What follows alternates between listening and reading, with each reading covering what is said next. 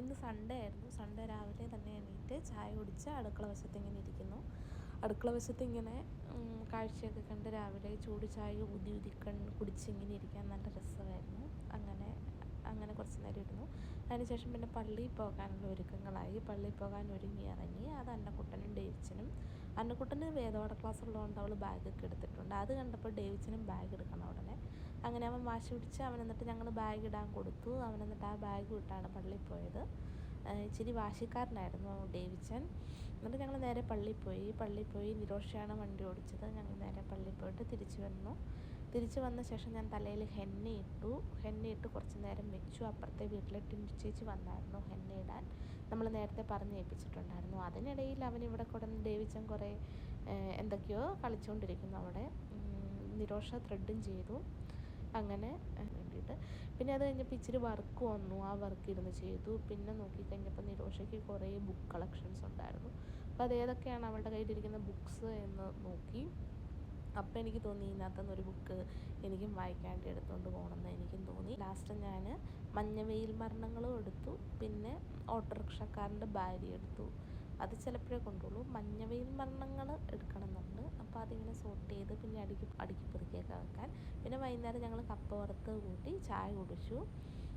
പിന്നെ വൈകുന്നേരം ജസ്റ്റ് മുറ്റത്തൂടെയൊക്കെ നടക്കാൻ നല്ല രസമാണ്. മഴ പെയ്തിട്ടൊക്കെ ഇരിക്കുന്നതുകൊണ്ട് നല്ല ഫീലാണ് മുറ്റത്തൂടെ നടക്കുന്നത്. അങ്ങനെ കുറച്ച് നേരം മുറ്റത്തൂടെയൊക്കെ നടന്നു.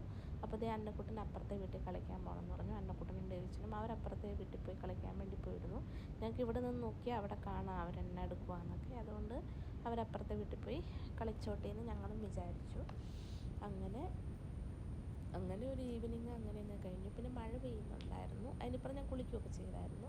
ഹെന്നയൊക്കെ തല തേച്ച് പിള്ളേർ അപ്പുറത്തെ വീട്ടിൽ നിന്ന് തിരിച്ച് ഇവിടെ വന്നു. അതിനുശേഷം പിന്നെ പിള്ളേർ 2-3 ദിവസം കൂടി ഒന്ന് മുറ്റത്തൂടെ നടക്കാൻ പറ്റി.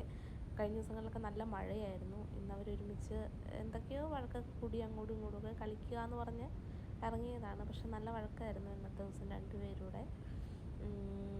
മൂത്തയാളെടുക്കുന്ന സാധനങ്ങളെല്ലാം ഇളയാളിന് വേണം, അല്ലെ ഇളയാളെടുക്കുന്ന മൊത്തം മൂത്തയാൾക്ക് വേണം. അങ്ങനെ കുറച്ച് വഴക്കൊക്കെ ആയിരുന്നു രണ്ടുപേരും. പിന്നെ ഇനിയിപ്പോൾ അമ്മ അവരെ കുളിപ്പിക്കാനുള്ള പരിപാടികളൊക്കെയാണ്. അപ്പം കുളിപ്പിക്കാനൊക്കെ വിളിച്ചാൽ അവരിങ്ങോട്ട് വിളിച്ചാൽ അങ്ങോട്ട് പോകുന്ന ക്യാരക്ടറായതുകൊണ്ട് കുറേ നേരം അമ്മ ഇങ്ങനെ പുറകെ കൂടെയൊക്കെ നടന്നു. അവർ പിന്നെ കുറച്ച് നേരം കളിക്കട്ടെ എന്ന് വെച്ചു. അങ്ങനെ കുറേ നേരം അവരുടെ പുറകെ കൂടെ നടക്കലായിരുന്നു. പിന്നെ ഞാൻ എൻ്റെ തലയിൽ ഹെന്ന ഇട്ടത് പിടിച്ചു കുറച്ച് നേരം നോക്കി. അത്യാവശ്യം കളറൊക്കെ ഉണ്ടായിരുന്നു, നന്നായിട്ടുണ്ടായിരുന്നു അത്യാവശ്യം. ഇനി നാളേക്ക് ആയാലേ അറിയാൻ പറ്റത്തുള്ളൂ എന്ന് മാത്രം കളർ പിടിച്ചെന്ന്. അടുത്തത് ഡേവിച്ചൻ്റെ അന്നയുടെ പാവാടി എടുത്തുകൊണ്ടുവന്ന് കാറ് തുടയ്ക്കുവാണ് ഇതിപ്പോൾ കാണുന്നത്. ഇതെങ്ങാനും